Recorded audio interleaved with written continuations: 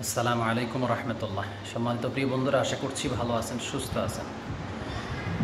কোরআনের একটি আয়াত সম্পর্কে আজকে কথা বলবো, যে কোরআনের একটি আয়াত সর্ব অবস্থায় ব্যবহার করলে শরীর ভালো থাকবে এবং সমস্ত প্রকার জিনের প্রভাব থেকে আপনি রক্ষা পাবেন ইনশাআল্লাহ। স্ক্রিনের মধ্যে দেখেন কোরআনের সেই কাঙ্ক্ষিত আয়াত।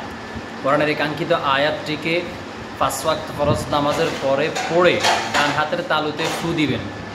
7 বার পরে ডান হাতের তালুতে ফু দিয়ে আপনার পুরো শরীর আপনি ম্যাসাজ করবেন। ইনশাআল্লাহ কোনো জিনের প্রভাব আপনার উপরে পড়বে না।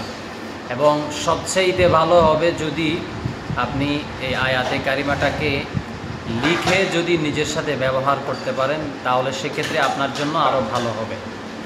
তো চেষ্টা করবেন এই আয়াতটা সর্বাবস্থায় ব্যবহার করার জন্য, কোরআনিক আমল সর্বাবস্থায় করার জন্য চেষ্টা করবেন।